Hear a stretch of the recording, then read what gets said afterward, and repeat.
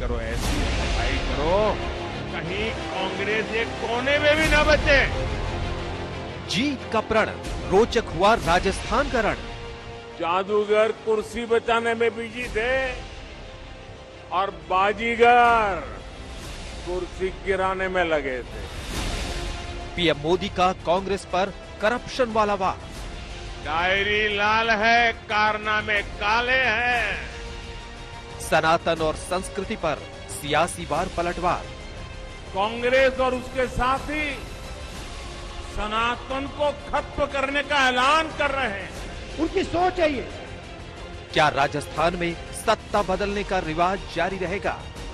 नतीजा 3 तारीख को निकलेगा, आपका उसमें सहयोग मिलेगा, ऐसा मेरा विश्वास है। काम के आधार पर आपसे वोट मांगते हैं या आपसे समर्थन मांगते हैं? क्या जनता फिर से लगाएगी कांग्रेस के काम पर मुहर? इंग्लिश स्कूल का हमने पूरे राजस्थान में जाल बिछाया है।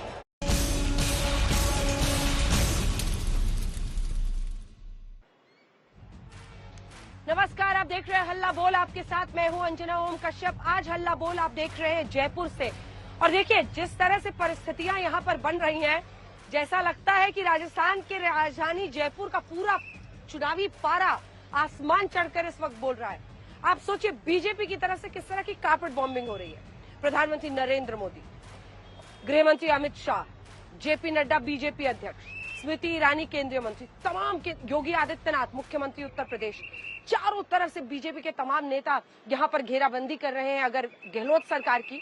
तो दूसरी तरफ आप देखिए अशोक गहलोत लगातार जूझ रहे हैं, राहुल गांधी, प्रियंका गांधी, ये सभी लोग एक के बाद एक कारपेट बॉम्बिंग यहां पर अपनी रैलियों, रोड शो के जरिए पूरे राजस्थान में चुनावी प्रचार अपने चरम पर है। 25 नवंबर को यहां पर वोटिंग होनी है, लेकिन उससे पहले जोर आजमाइश करती हुई तमाम पार्टियां यहां पर दिखाई दे रही हैं। पीएम ने आज क्या क्या कहकर हमला बोला है, देखिए बीते दिन उन्होंने अंदरूनी कलह पर कांग्रेस पार्टी के हमला किया। पीएम ने कहा कि सब एक दूसरे को रन आउट करने में लगे हुए हैं। ये बीकानेर में प्रधानमंत्री नरेंद्र मोदी का रोड शो हो रहा है। आइए आपको तस्वीरें दिखाते हैं। हम तो जयपुर में हैं, इस जयपुर में भी कल रोड शो पीएम का होने वाला है, लेकिन आज बीकानेर में पीएम का रोड शो हो रहा है। वहां की तस्वीरें आपको दिखाते हैं। अगर आप सांकेतिक रूप से देखें तो प्रधानमंत्री गुजरात चुनावों के बाद से ज्यादातर रैलियां तो कर ही रहे हैं, लेकिन रोड शो पर उनका बहुत जोर है। वो इसलिए क्योंकि जितने भी लोग आसपास पहुंचते हैं, कनेक्ट उनका प्रधानमंत्री नरेंद्र मोदी से होता है। अभी वो बीकानेर में रोड शो कर रहे हैं, कल वो राजस्थान में जयपुर में, जहां पे आज मैं मौजूद हूं, वहां पर रोड शो करने वाले हैं।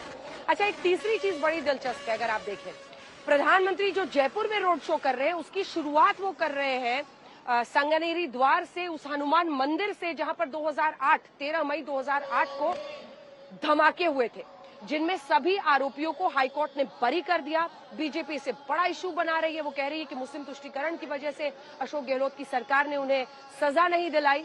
और इन सब मुद्दों को उठाते हुए पीएम आगे बढ़ रहे हैं। ये रोड शो बीकानेर की आप तस्वीरें देख रहे हैं। देखिए प्रधानमंत्री ने जो बीते दिन हमला किया, उन्होंने अंदरूनी कलह पर हमला किया। जाहिर तौर पर अशोक गहलोत और सचिन पायलट के बीच के रिश्ते पर उनकी नजर थी। उन्होंने नाम किसी का नहीं लिया, लेकिन कहा कि कांग्रेस पार्टी के सब नेता एक दूसरे को रन आउट करने में लगे हुए हैं और जो बचे हुए हैं उनका स्टंप हो रहा है। लेकिन कप इस बार राजस्थान में बीजेपी ही जीतेगी, यानी वर्ल्ड कप का भी उन्होंने हल्का सा इसमें छौंक जिसे कहते हैं डाल दिया है राजनीति में। तीसरी तरफ अगर आप देखें तो पीएम लूट को लेकर वो भ्रष्टाचार के तमाम मुद्दे उठा रहे हैं, मुस्लिम तुष्टीकरण के आरोप लगा रहे हैं। अशोक गहलोत की सरकार को चारों तरफ से घेरने की पीएम की ये कोशिश है। वहीं अगर आप देखें अशोक गहलोत को, राहुल गांधी को, प्रियंका गांधी को, वो सीधा पीएम को घेर रहे हैं कई मुद्दों पर, जिसमें वो हिंदू मुस्लिम करने की आरोप लगाते हैं, जिसमें वो ये कहते हैं कि प्रधानमंत्री नरेंद्र मोदी के नेतृत्व में देश में देखिए महंगाई कैसे हुई। अब पीएम क्या कर रहे हैं, श्रीगंगानगर में जो पेट्रोल की कीमतें, चूंकि वैट सबसे ज्यादा लगती है, वहां पर सबसे पहले सेंचुरी पार किया था पेट्रोल की कीमतों ने। पीएम कह रहे हैं देखिए पेट्रोल की कीमत आप देखिए राजस्थान में कहां पर पहुंच गई है। कई सारे मुद्दे हैं। अशोक गहलोत की सरकार को चारों तरफ से घेरने की कोशिश है बीजेपी की तरफ से, और पीएम ने पहले ही कह दिया है कि हमारा, आप समझिए कि मेरा कैंडिडेट यहाँ पर कमल छाप है, यानी सीएम का कोई चेहरा नहीं है, कमल पर आप वोट कीजिए। लेकिन दूसरी तरफ से अशोक गहलोत के कामकाज को लेकर उनकी सरकार अपने काम गिना रही है और वो ये कह रही है कि अगर आपने कांग्रेस पर दोबारा भरोसा किया तो देखिए उसके बाद राजस्थान में इतिहास रच जाएगा।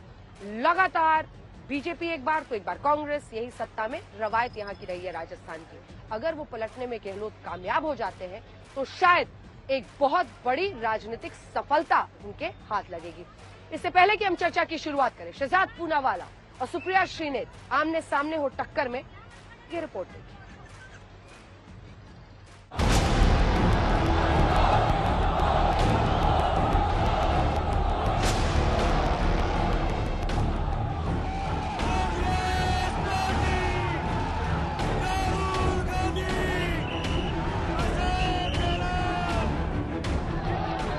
राजस्थान का राजनीतिक रण रोचक हो गया है। वोटिंग का काउंटडाउन शुरू हो चुका है।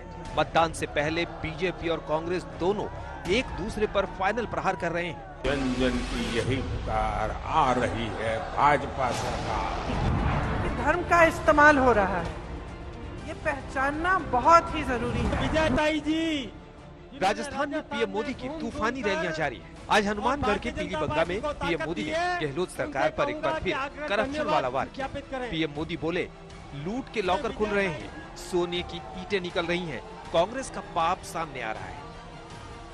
डायरी लाल है, कारनामे काले हैं। और इन दिनों तो देखिए,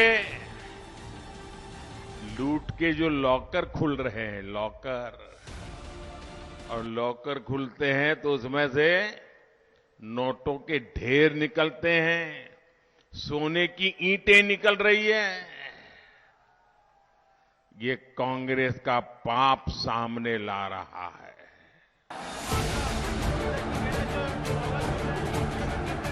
पीएम मोदी हर रैली में गहलोत सरकार में भ्रष्टाचार को मुद्दा बना रहे हैं। वहीं पीएम कांग्रेस पर परिवारवाद और तुष्टीकरण की राजनीति करने का भी आरोप लगा रहे हैं। उधर राहुल गांधी भी बीजेपी पर पलटवार करने से नहीं चूक रहे। यहां की कांग्रेस सरकार के लिए भ्रष्टाचार से बड़ा कुछ भी नहीं है। यहां की कांग्रेस के लिए परिवारवाद ही सब कुछ है। यहां की कांग्रेस सरकार तुष्टीकरण के अलावा कुछ नहीं सोचती। तुष्टीकरण की राजनीति का असर क्या होता है, इसको राजस्थान ने बीते 5 वर्षों में झेला है। उनकी सोच है ये। इसीलिए नरेंद्र मोदी आज कह रहे हैं कि हिंदुस्तान में कोई जात नहीं है, सिर्फ गरीब है। हक देने का समय आया तो कोई जात नहीं है, लड़ाने का समय आया तो एकदम ओबीसी पैदा हो जाता है, दलित पैदा हो जाता है, सब पैदा हो जाता है। पीएम मोदी कांग्रेस को सनातन विरोधी बताकर हमला कर रहे हैं। उधर राहुल कहते हैं कि बीजेपी भारत माता के साथ खुद छल कर रही है। कांग्रेस और उसके घमंडिया गठबंधन की ये पहली हरकत नहीं है। सनातन को लेकर इन्होंने क्या क्या कहा है, ये पूरे देश ने देखा है। अगर हमें मालूम ही नहीं इस देश में पिछड़े कितने, दलित कितने, गरीब कितने, तो भारत माता की जय का मतलब क्या है? तो मैंने ये पार्लियामेंट में बोला, कहा कि इस देश को अब क्रांतिकारी काम करना पड़ेगा। इस देश को जाति जनगणना करवानी पड़ेगी। पीएम ने त्योहारों के दौरान खराब हुए माहौल पर गहलोत सरकार को निशाने पर लिया।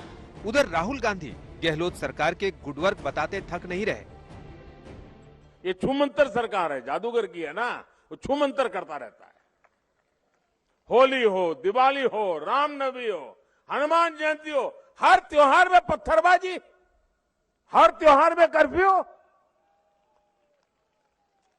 जब वोट के लिए तुष्टीकरण ही सर्वोपरि हो, तब दंगाइयों का हौसला बढ़ता है। कांग्रेस के राज में बहन बेटियों का बाहर निकलना मुश्किल हो गया है। राजस्थान में चुनाव के एकदम बाद कांग्रेस पार्टी की सरकार बनेगी, 500 रुपए का आपका सिलेंडर हो जाएगा। इंग्लिश स्कूल का हमने पूरे राजस्थान में जाल बिछाया है। और फ्री लैपटॉप, सरकारी कॉलेज के स्टूडेंट्स को हम फ्री लैपटॉप देते हैं। बीजेपी के हिंदुत्व के बड़े चेहरे योगी आदित्यनाथ भी राजस्थान में ताबड़तोड़ रैलियां कर रहे हैं। उधर कांग्रेस कह रही है कि हम तुष्टीकरण की राजनीति में यकीन नहीं करते। कांग्रेस ने आतंकवाद की समस्या दी, मोदी जी के नेतृत्व में कश्मीर में धारा 370 समाप्त करके आतंकवाद की समस्या का हमेशा के लिए समाधान निकाल दिया गया। भैया बहनों, कांग्रेस के शासन ने नक्सलवाद दिया, मोदी जी के नेतृत्व में नक्सलवाद की समस्या का समाधान हो रहा है।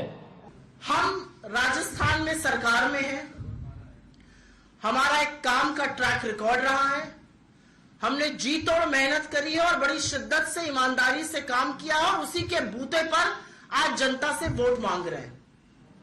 हम भटकाने वाले मुद्दों पे बात नहीं कर रहे हैं, हम अनर्गल आरोप नहीं लगा रहे, हम सरकार में हैं। राजस्थान में 23 नवंबर को सभी 200 सीटों पर वोट डाले जाएंगे। बीजेपी दावा कर रही है कि राजस्थान का सत्ता बदलने का रिवाज कायम रहेगा और इस बार कमल खिलेगा। गहलोत सरकार ने जिसकी नीयत में हमेशा खोट रहा, उसने राजस्थान के गौरव को बहुत गहरी चोट पहुंचाई है। उस चोट का बदला लेने का मौका 25 तारीख होगा और नतीजा 3 तारीख को निकलेगा। आपका उसमें सहयोग मिलेगा, ऐसा मेरा विश्वास है। तो कांग्रेस को यकीन है कि हर बार सरकार बदलने का ट्रेंड बदलेगा और जनता एक बार फिर कांग्रेस के कामकाज पर मुहर लगाएगी। आज तक ब्यूरो। आइए चर्चा की शुरुआत करते हैं। शहजाद पूनावाला जी हमारे साथ जुड़ गए, सुप्रिया श्रीनेत हमारे साथ जुड़ी हुई हैं। शहजाद पूनावाला जी, लूट से लेकर तमाम मुद्दों पर आप कांग्रेस पार्टी को घेर रहे हैं, गहलोत सरकार को घेर रहे हैं, लेकिन उधर से कास्ट सेंसस का पिच है और वो ऐसी तस्वीर पोर्ट्रे कर रहे हैं कि आपकी सरकार उससे बच रही है, उससे भाग रही है। क्या आपको नहीं लगता है कि राजनीतिक रूप से ये भारी पड़ सकता है? दूसरा बड़ा मुद्दा जो वो कर रहे हैं कि हिंदू मुस्लिम करके, क्योंकि जहां जयपुर में मैं मौजूद है, आज बीकानेर की तस्वीरें हम दिखा रहे हैं, पीएम की रैली रोड शो वहां पर चल रहा है। कल जयपुर में पीएम हनुमान मंदिर से शुरुआत कर रहे हैं जहां 2008 में धमाके हुए थे। क्या आपका पिच हिंदू मुस्लिम पिच है? दूसरा पिच अगर जाति का है तो क्या जाति वाला पिच भारी नहीं पड़ सकता है? अंजना जी, सबसे पहले तो आज जब आप राजस्थान की सड़कों पर है तो सभी लोग यही कह रहे हैं कि 3 दिसंबर जादूगर छू मंतर, क्योंकि जादूगर ने जादूगरी नहीं बल्कि सौदागरी करके युवाओं के 70 लाख युवाओं के भविष्य को अंधकार में डालने का काम किया है। 17-18 पेपर लीक हुए और हर पेपर लीक में तार कांग्रेस के नेताओं से जुड़े। पूछे सुप्रिया श्रीनेत से कि सुरेश ढाका जो अक्यूज नंबर 1 है, क्या उसकी पैरवी सलमान खुर्शीद कर रहे कि नहीं कर रहे? कौन है गोपाल केसावत जो एसओजी के द्वारा ही पकड़ा गया था?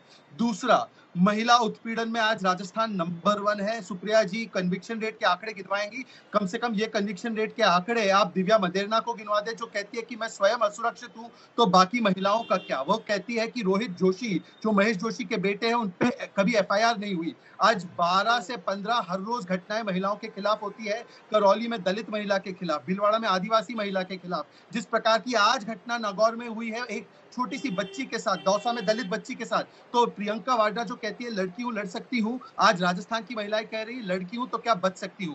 महंगाई की गारंटी आज इस जादूगर ने दी है। आपको पता है 1 यूनिट बिजली अंजना जी यहाँ पर 5.5 रुपए की हुआ करती थी 5 साल पहले, आज 11.5 रुपए की 1 यूनिट बिजली है और यहाँ पर 109 रुपए का लीटर, जहां पर जयपुर में आप खड़ी है और बगल में गुजरात है, बगल में उत्तर प्रदेश है, बगल में और राज्य है, वहां पर 96-97 रुपीज। ये क्योंकि वैट इतना ज्यादा है। वैसे तो राहुल गांधी और प्रियंका को लगता है पेट्रोल जीएसटी पर लगता है, जीएसटी में पेट्रोल पर लगता है, छोड़ दीजिए उस बात को। फिर दंगों की गारंटी, जिस प्रकार से यहाँ पर करौली में दंगा, भीलवाड़ा में दंगा, छबड़ा में दंगा, जो दंगे हुए हैं जोधपुर में, और हर दंगाइयों को बचाने का काम कांग्रेस पार्टी ने किया। किस प्रकार से मतलूब अहमद आज तक पकड़ा नहीं गया है।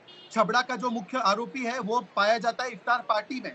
कांग्रेस पार्टी ने पेपर लीक के अलावा किसानों को भी धोखा देने का काम किया। यहाँ पर 60 लाख किसान हैं जिनके कर्ज थे, माफ कितने किसानों के कर्ज किए, और उसमें से 19,500 ऐसे किसान हैं जिनकी जमीनें नीलाम हो गई और यहाँ पर बाजरा का दाम एमएसपी का मिला नहीं। तो ये सारी जो गारंटी इन्होंने दी है, ये दरअसल गारंटी देखने के बाद उनको तो क्षमा यात्रा निकालनी चाहिए थी। और एक लास्ट वाक्य कहता हूं, पता है वो अब एक फेमस रील हो चुका है, so beautiful, so elegant, just looking like a wow. Rajasthan की जनता बोलती है सो करप्ट, सो हिंदू विरोधी, इनको जहां दिखे भगाओ। कोने कोने से कांग्रेस पार्टी को भगाने का काम राजस्थान की जनता कर रही है। कास्ट सर्वे पर अगर एक वाक्य बोल दूं, क्योंकि अंजना जी आपका सवाल उसी पर था, कास्ट सेंसस पर राहुल गांधी जी से पूछिए, कर्नाटका का कास्ट सेंसस अभी तक जारी नहीं किया। उनसे पूछिए, ओडिशा में विरोधी पार्टी है, ऑपोजिशन पार्टी है, वहां पर बीजेडी को अपोज किया। छत्तीसगढ़ में तो आपने भूपेश बघेल का इंटरव्यू किया था, उन्होंने कहा हमने कास्ट सर्वे करा रखा है परंतु हम जारी नहीं करेंगे। और उनसे पूछिए कि हमारे प्रधानमंत्री ओबीसी के प्रधानमंत्री है जो 2024 में होंगे, इनसे पूछिए इनके प्रधानमंत्री का दावेदार कौन है। इनकी तो टीएमसी ने, आपके पास अब आते हुए देखिए, देश तो जरूर प्रधानमंत्री नरेंद्र मोदी चला रहे हैं, बीजेपी की सरकार है, लेकिन राजस्थान तो अशोक गहलोत चला रहे हैं, उनकी सरकार है। तो यहाँ पर अगर श्रीगंगानगर में पेट्रोल की कीमतें सबसे ज्यादा है तो उसके लिए उनसे सवाल पूछा जाएगा। अगर महिलाओं की सुरक्षा को लेकर बड़ा प्रश्न राजस्थान में है तो वो उनसे प्रश्न पूछा जाएगा। और उस नजरिए से जो आप विपक्षी भूमिका में देश के अन्य हिस्सों में रहती है, वहां पर यहाँ पर नहीं रह पाएंगी। अब सवाल ये है कि क्या कास्ट सेंसस का पिच चुनावों के एंड पहले सिर्फ वोट के लिए किया जा रहा है?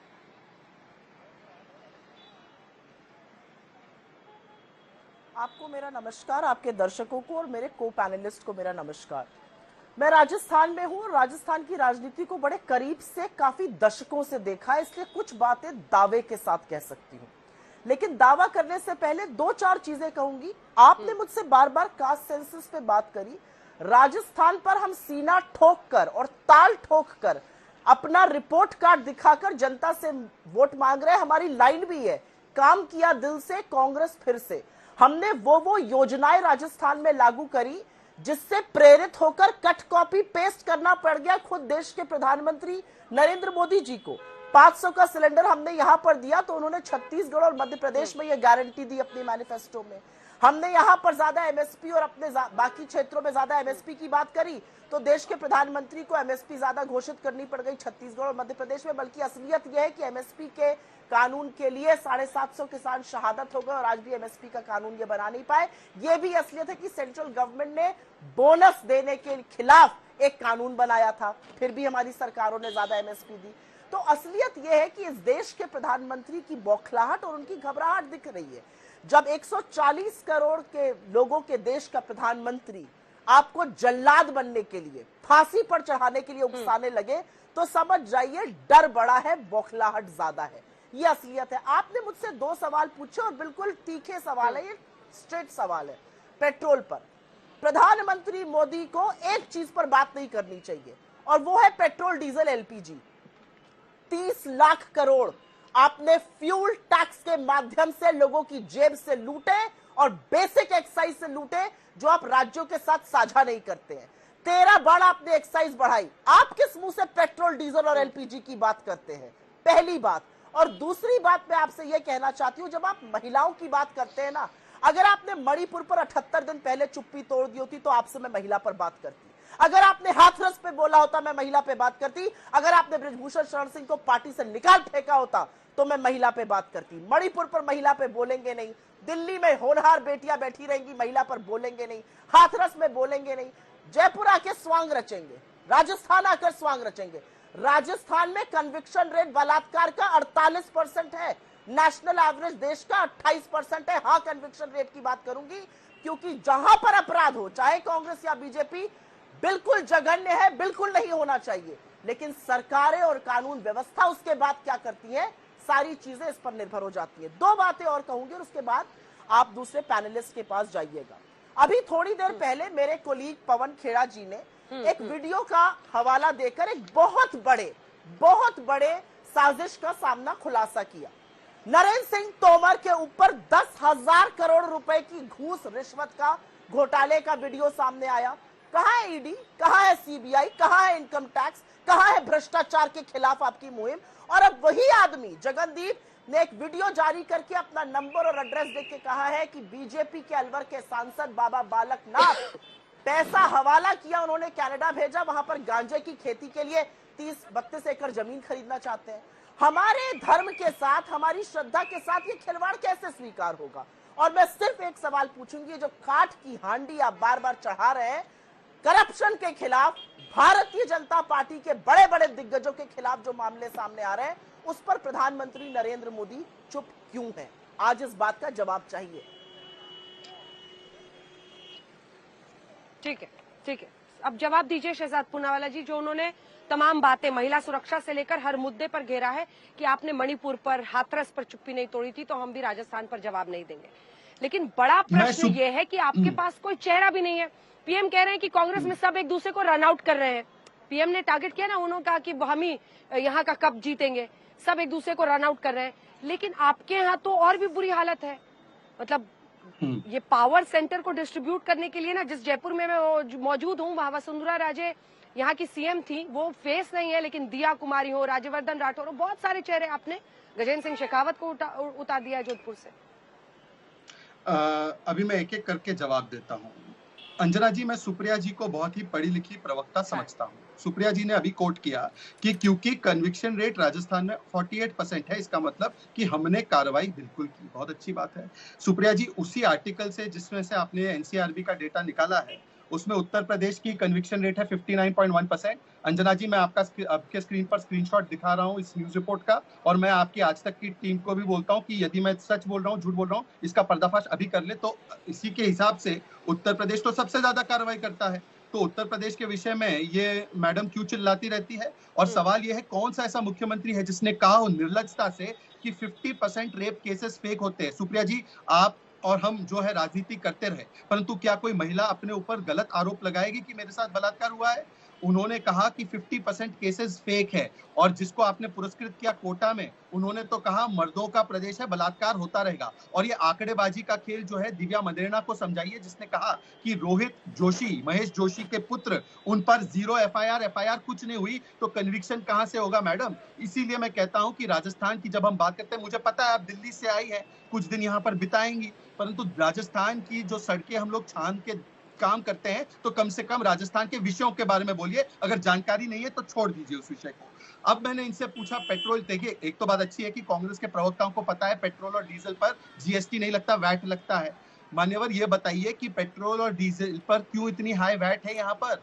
और जो 26 लाख करोड़ की बात कर रही है ना, 26 लाख करोड़ रुपए जो आए, उसमें से तो 90 लाख करोड़ भारत की सरकार ने सामाजिक न्याय की योजनाओं पे खर्च किया है। यूपीए के कार्यकाल में 10 साल में तो 50 लाख करोड़ खर्च हुआ। छोड़ देते हैं उस विषय को। मैं आपसे पूछता हूँ, बिजली के दर 5.5 रुपए प्रति यूनिट था 2018 में, आज 11.5 रुपए प्रति यूनिट है। इसके बारे में कुछ जवाब दो। तो जवाब नहीं। मैडम, इन्फ्लेशन रेट जो यहाँ पर राजस्थान का है 9.7% अगस्त में, 8.6% सितंबर में। सबसे हाईएस्ट इन्फ्लेशन रेट किसी स्टेट का है तो वो राजस्थान का है। इस पर कोई जवाब नहीं। अच्छा, काम किया नहीं, अंजना जी 10-20 सेकंड और, काम किया दिल से। अरे ये बात जाकर आप सोहनलाल किसान को बताइए। सोहनलाल किसान ने श्रीगंगानगर में भरोसा करते हुए कांग्रेस की गारंटी पर यह कह दिया कि मेरा तो कर्ज माफ होगा, कर्ज माफ हुआ नहीं, उसने आत्महत्या कर दी। एमएसपी की बात करते हो, 40% देश का बाजरा यहाँ पर देश में जो राजस्थान में उगता है, राजस्थान में एमएसपी बाजरा पर केवल 1500 रुपए मिलती है, बगल में हरियाणा में 2250 मिलता है। ये अंतर क्यों है? और जो बात की इन्होंने तोमर के एक वीडियो की बात की इन्होंने, तथाकथित वीडियो की, जो वो जगदीप ने बताया, उसी जगदीप के वीडियो में अंजना जी, उस जगदीप ने जहां कहा है कि ये अमाउंट हमने दिया था, उसमें दरअसल दिख रहा है स्क्रीनशॉट में कि 8 लाख रुपए का कोविड कोई ऑक्सीजन सिलेंडर कंपनी से वो बात कर रहा है कि तुम मुझे दो। तो वो तो पूरा फेक वीडियो साबित हुआ है, इसलिए सीएफएसएल को नहीं देते। परंतु मुझे बताइए कि इंदिराज गुजर, आपके विधायक, कहते हैं पेपर लीक माफिया के लोग खुले घूम रहे हैं। बीएल सोनी, आपके अधिकारी, बोलते हैं बड़ी मछलियों को छोड़ दिया गहलोत ने। सचिन पायलट ने यात्रा निकाली। टीकाराम जूली पर आरोप जवाहरीलाल मीणा ने लगाया भ्रष्टाचार का। प्रमोद जैन भाया खनन माफिया है, ये भरत सिंह ने कहते हुए अपना सर मुंडवा दिया। ये आपके विधायक है, ये तो आपके नेताओं ने आरोप लगाया। और जहां तक मैच फिक्सिंग की बात है, यहाँ पर तो मैच फिक्स है। यहाँ पर ऐसी मैच फिक्सिंग है कि यहाँ पर जो कपड़ा फाड़ मध्य प्रदेश में हो रहा है, यहाँ पर कपड़े फट चुके हैं। इसलिए ना सचिन पायलट आते हैं कैंपेनिंग करने के लिए ठीक से, राहुल गांधी अंत मौके पर आए हैं, वो भी कभी जाते हैं नहीं जाते हैं, और कुर्सियां खाली है अजमेर से लेकर हर जगह तक अशोक गहलोत जी के। ठीक है, एक बार फिर वो वही जो दरार अशोक गहलोत और सचिन पायलट के बीच में, उसको सामने लाने की कोशिश करें। आप उस पर भी जवाब दीजिए। लेकिन सुप्रिया जी, एक सवाल बनता है, जब मैंने आपसे महिलाओं की सुरक्षा पर, बलात्कार के सबसे ज्यादा देश में राजस्थान में मामले होने पर सवाल पूछा। आपने कहा कि हम इनको क्या जवाब दें, इन्होंने हाथरस पे चुप्पी नहीं तोड़ी, मणिपुर पे चुप्पी। आप उनको तो नहीं जवाब देंगे बीजेपी को, लेकिन जनता को तो जवाब दे होंगे ना। तो ऐसे में जनता को जब जवाबदेही बनती है तो उनको क्या जवाब होगा?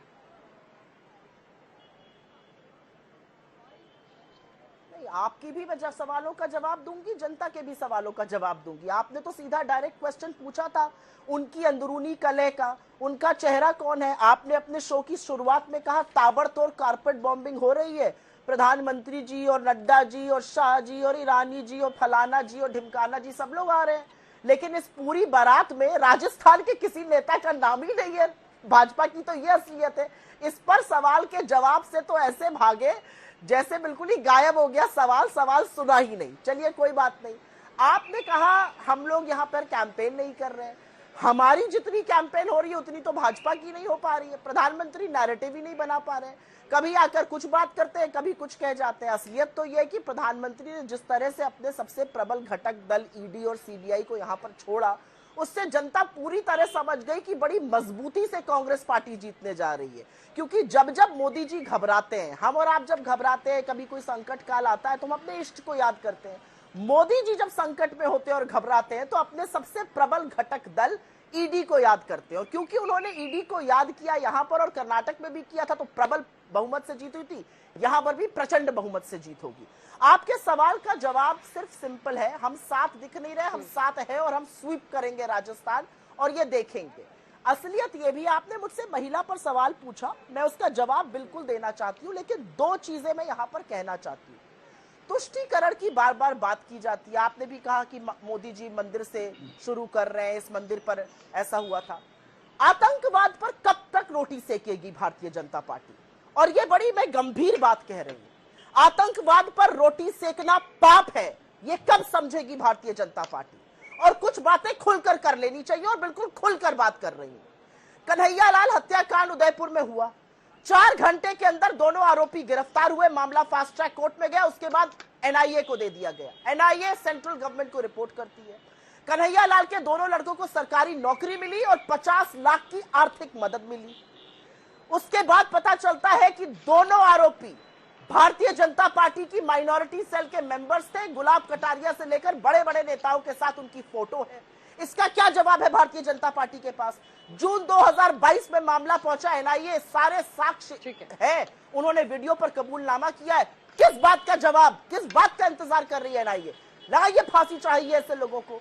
मुझे तो लगता है कि गहलोत जी की कांग्रेस सरकार ने एक बहुत बड़ी अनहोनी उसके बाद होने से बचा ली, लेकिन ये अपनी आतंकवाद पर रोटी सेकना कब बंद करेंगे, मैं ये पूछना शहजाद जी, ये बात मैं खुलकर करना चाहती थी, इसलिए मैंने करी। आपने शहजाद जी इस पर जवाब दीजिए, क्योंकि कन्हैयालाल से लेकर हनुमान मंदिर पर जो धमाका हुआ, ठीक है, हनुमान मंदिर पर जो धमाका हुआ उस मुद्दे को आप उठा रहे हैं, वो पूछ रहे हैं, क्योंकि अभी तक कन्हैयालाल के बड़े बेटे यश, मैं उनसे मिलकर आई हूँ, उनकी पत्नी, उनके बड़े बेटे यश हवाई चप्पल, मतलब आज तक चप्पल नहीं पहना पिछले 17-18 महीने से उनके बेटे यश ने।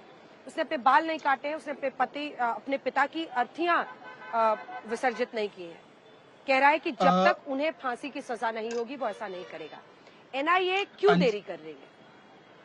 अंजना जी, आप अगर यश से मिलकर आई और आप शायद यशोदा देवी से भी मिलकर आई होंगी, तो उनका जो भी आक्रोश है वो राज्य सरकार के प्रति है, क्योंकि उनका पहला स्टेटमेंट, और आज तक से रिपोर्टिंग निकालकर देख लीजिए कि सबसे पहले जब इनके ऊपर ये थ्रेट आया था कन्हैयालाल जी पर, तो कन्हैयालाल जी को राजस्थान की पुलिस ने सुरक्षा देने के बदले गिरफ्तार किया। ये ऑन रिकॉर्ड है, उदयपुर की पुलिस ने उनको गिरफ्तार किया और फिर उनको जब छोड़ा गया तो कट्टरपंथियों को गिरफ्तार करने के बदले उन्हीं के ऊपर जिस प्रकार से उन्होंने अत्याचार किया और अंततः वहां पर सर तन से जुदा के रैली हुए और उसके बाद कन्हैयालाल जी की हत्या हुई। और वो हत्या होने के बाद भी एनआईए ने जांच ली, एनआईए ने जांच करके इसमें पूरी चार्जशीट दाखिल कर दी, परंतु फास्ट ट्रैक कोर्ट पिछले 11 महीने से अशोक गहलोत को कहने के बाद भी उन्होंने फास्ट ट्रैक कोर्ट नहीं किया। ये दूसरा, आज तक पर इतना बड़ा झूठ कहती है कि बीजेपी के सदस्य हैं। मैं चुनौती देता हूं अंजना जी, 1 घंटे तक शो को बढ़ा दीजिए। जो पहली एफआईआर फाइल की गई उदयपुर की पुलिस के द्वारा या राजस्थान पुलिस के द्वारा, उसमें भाजपा का किसी का भी नाम हो, भाजपा की पार्टी का, भाजपा के किसी नेता का, तो मैं सक्रिय राजनीति छोड़ने को तैयार हूं। अन्यथा सुप्रिया श्रीनेत सक्रिय राजनीति छोड़ने को तैयार हो जाए अगर उसमें भाजपा के किसी भी व्यक्ति का नाम आए। अरे फोटो दिखाना बंद कीजिए, आप एफआईआर दिखाइए। राजस्थान की पुलिस पर एफआईआर पर भरोसा नहीं है क्या? कोई भी फोटो कहीं से भी दिखा दीजिए और निकलकर बोलकर चल के निकल जाइए। और अगर वो बीजेपी के लोग थे तो बताइए बीजेपी का नाम क्यों नहीं डाला एफआईआर में? क्यों आपने उनको गिरफ्तार नहीं किया? उल्टा आपने कन्हैया लाल को गिरफ्तार कर दिया। अच्छा अंजना जी क्या कहती है सुप्रिया, इष्ट को हम याद करते हैं। सुप्रिया जी इष्ट को तब याद किया जब 300 साल के पुराने अलवर के मंदिर को तोड़ने का काम अशोक गहलोत की पीडब्ल्यूडी ने किया। तब इष्ट को याद किया आपने जब सालासर बालाजी के एंट्री पर राम दरबार के गेट को तोड़ने का काम अशोक गहलोत की जो ये है बुलडोजर है उसने किया। क्या आपने इष्ट को तब याद किया जब रमजान के महीने पर आदेश दिया जाता है बिजली डिपार्टमेंट के द्वारा कि मुसलमानों को तो फुल बिजली मिलेगी, परंतु नवरात्र उस समय चल रहे थे, उनके लिए कोई प्रावधान नहीं किया। जब पीएफआई में कोटा में मार्च निकालने के लिए पुलिस परमिशन दी जाती है और पुलिस प्रोटेक्शन दी जाती है, परंतु 17 डिस्ट्रिक्ट में 144 लगाकर हिंदुओं के जो त्योहार थे उनकी शोभा यात्रा, उनकी नवरात्र की यात्रा, उनकी जो हनुमान जयंती की यात्रा, उन सभी पर रोक लगाने का काम, कुकर्म करने का काम कांग्रेस पार्टी की सरकार ने किया। तब आपको याद आया आपका इष्ट जब साधु संतों को दौसा में, हनुमानगढ़ में, राजसमंद में मारा गया और उनको एक फूटी कौड़ी नहीं दी गई, परंतु इकबाल की हत्या जयपुर में हुई तो 50 लाख का मुआवजा दिया गया, तब आपको याद आया। और ईडी सीबीआई, सुप्रिया श्रीनेत आप तो वो व्यक्ति है जिन्होंने ईडी की कार्रवाई को शाबाशी देते हुए मनीष सिसोदिया और संजय सिंह पर तो कार्रवाई की शाबाशी करते हुए कहा कि हमने इसको एफआईआर की थी, बिल्कुल सही कार्रवाई हुई। तो बताइए कि ईडी की सीबीआई की कार्रवाई जब संजय सिंह पर और मनीष सिसोदिया पर हो तो सुप्रिया श्रीनेत प्रेस कॉन्फ्रेंस करके क्रेडिट लेंगी, और जब ना हो, उन पर कार्रवाई हो तो उसको वो बोलेंगी कि गलत है। तो बताइए ना, अगर ईडी सीबीआई की कार्रवाई गलत है तो मैं वापस एक बार कन्हैया लाल पर आते हैं, एक बार ठीक है सुप्रिया जी से जवाब ले लेते हैं। वो कह रहे हैं एनआईए ने चार्जशीट दायर कर दी है, फास्ट ट्रैक कोर्ट में अशोक गहलोत सुनवाई को बाधित कर रहे हैं, नहीं होने दे। तो जब कोर्ट में सुनवाई मोदी सरकार की होगी तो कोर्ट इंडिपेंडेंट है, इसमें अशोक गहलोत रिस्पॉन्सिबल है। मतलब दोगलेपन की और दोहरे मापदंड की एक हद होती है, उस हद को भारतीय जनता पार्टी क्रॉस कर चुकी है। मैं एक और बात पूछना चाहती हूँ, छोड़ दीजिए इन सब बातों को, आपके पास इन बातों का जवाब नहीं है। 1.5 साल से आप आतंकवाद पर रोटी ही सेकते रहेंगे क्योंकि वही आपका असली चाल चरित्र चेहरा है। मैं तो सवाल पूछती हूँ, 500 रुपए में हम गैस सिलेंडर यहां दे रहे हैं। नरेंद्र मोदी की गारंटी वाले 2 मैंने पढ़े वचन पत्र, एक मध्य प्रदेश एक छत्तीसगढ़, वहां पर कह रहे हैं 500 में गैस सिलेंडर देंगे। 10 राज्यों में सरकार है, एक में देकर दिखा लीजिए। 2700 में गेहूं यहां खरीदेंगे, बाकी 10 राज्यों में क्यों नहीं खरीदेंगे? क्यों नहीं अभी तक एमएसपी का कानून बना दिया गया? क्यों एमएसपी पर आपने रोक लगवाई? क्यों 750 किसानों की शहादत होने दी? क्यों आपने किसानों को मरने दिया? अब बात कर लेते हैं 25 लाख की हेल्थ बीमा योजना की। मोदी जी आए, बड़ा पैराफर्नेलिया हुआ, गाजे बाजे के साथ यहां पर 5 लाख की स्कीम लॉन्च करने वाले थे। लोगों ने कहा क्या 5 लाख का झुंझुना दे रहे हैं, यहां 25 लाख की स्कीम चल रही है। तो गए दोनों राज्यों में अनाउंस कर दिए हम आपको ऐसी स्कीम देंगे। अरे आप देश के प्रधानमंत्री हैं, आप चाहिए तो आज सबको 500 पे मिलेगा गैस सिलेंडर, आप चाहिए तो आज मिलेगा सबको सस्ता पेट्रोल डीजल, आप चाहिए तो आज मिलेगा। मैं आपसे सिर्फ एक बात पूछना चाहती हूँ अंजना जी, पिछले 2 सालों में क्रूड ऑयल 80% दाम गिर गया सबसे पीक पर जाने पर। क्या आपका हमारा पेट्रोल डीजल का दाम कम हुआ? और उसमें ठीकरा आप राजस्थान सरकार पे फोड़िएगा, या केंद्र सरकार का भी कोई रोल है, या सिर्फ झुंझुना बजाने के लिए मोदी जी है?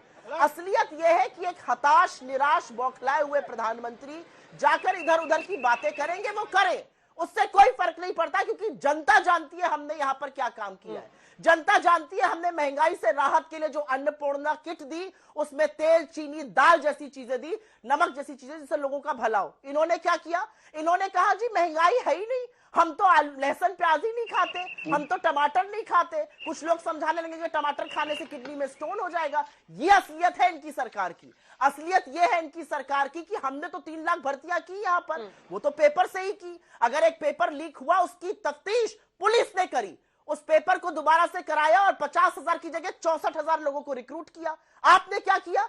आपके लोगों के बिहार से लेकर यूपी तक आपके नेताओं के भाई शामिल थे पेपर लीक में, बिहार में और यूपी में। आपने क्या एक्शन लिया? हमने तो कानून बनाया 1 करोड़ की सजा और साथ साथ आजीवन कारावास पेपर लीक पर। आपने बनाया है कोई ऐसा कानून अपनी किसी स्टेट में? असलियत यह है कि अगर काम किया होता इन्होंने अपने किसी भी राज्य में, तो वहां पर ये लोग देकर प्रूफ वोट मांगते। हमने काम किया है और डंके की चोट पर अपने काम के बल पर वोट मांग रहे हैं। ये क्यों नहीं मांग पाते अपने काम के बल पे वोट? क्यों इनको ऐसे? मैं जानना चाहती हूँ राजस्थान के नेताओं को कौन तमाम मुद्दे जिस पर आपने उन्हें घेरे, ठीक है, एक सेकंड, एक का नाम नहीं ले पा रहे, उस पर वो गेंद वापस आपके पाले में फेंक रही है। वो ये कह रही है कि सेंटर का कोई मामला होता है तो आप कहते हैं कोर्ट कर रहा है, कोर्ट यहाँ पर जब राजस्थान में अगर डिले करे तो उसके लिए आप गहलोत साहब को कैसे जिम्मेदार ठहरा सकते हैं, जो हम कन्हैया लाल के इंसाफ की बात कर रहे हैं, उनके परिवार के इंसाफ की बात। दूसरा, वो महंगाई से लेकर कीमतों पर, गैस सिलेंडर की कीमत पर चुनौती दे रही हैं कि अपने राज्यों में, आप सभी राज्यों में 700 में दीजिए सिलेंडर।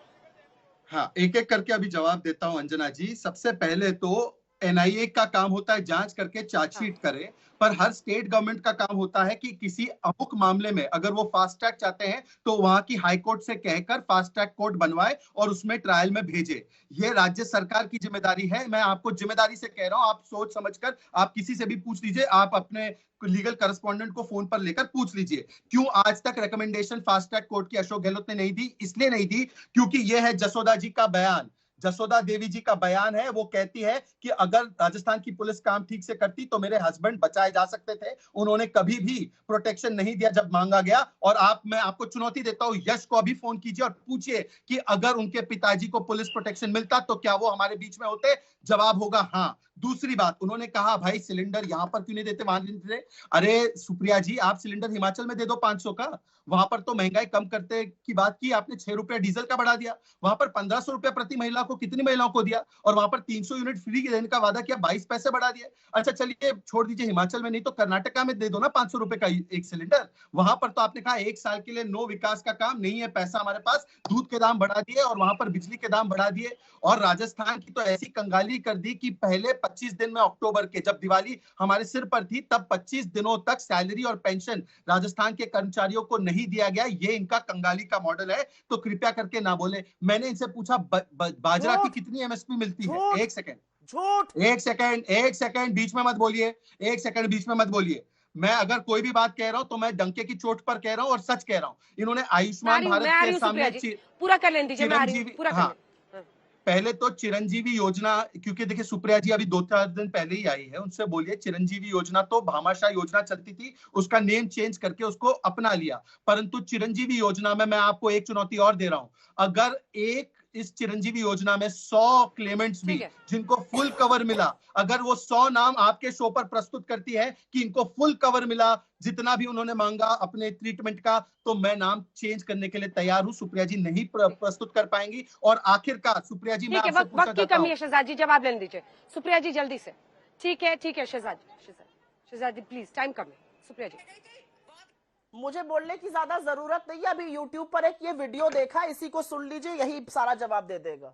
मेरी आँख की रोशनी चले गई थी, बहुत गरीब परिवार से हूँ। आज सब गहलोत जी 25 लाख का नहीं बीमा करते तो मेरी आँख की रोशनी नहीं आती। मेरे भैया, ये किसका वीडियो सुना रही है? अपने कार्यकर्ता का सुना रही है, हमें कैसे पता है? रोशनी दोबारा आई है। अंजना जी, मैं आपको ऑडियो सुनाता हूँ कि अशोक गहलोत जी जो है, शहजाद जी सिर्फ एक लाइन, शहजाद जी सिर्फ एक लाइन का जवाब।